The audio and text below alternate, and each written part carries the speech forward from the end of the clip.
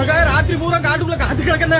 நேற்று ராத்திரி அந்த சொடல நம்ம வீட்டுக்குள்ள பூந்து மாமாவையும் பொம்பளையாலையும் அடிச்சு சாமச்சட்டெல்லாம் பிறக்கி வெளியே போட்டான்.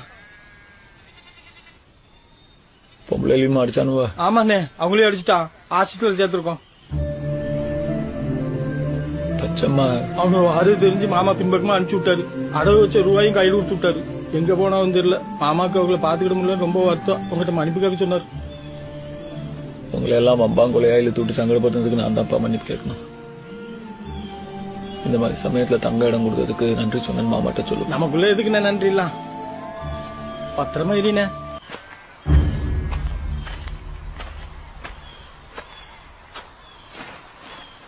கண்ணழகு ரத்தினமே, கையசையும் பொச்சிலையே, காணலையே கண்ணே உன்ன காணலையே.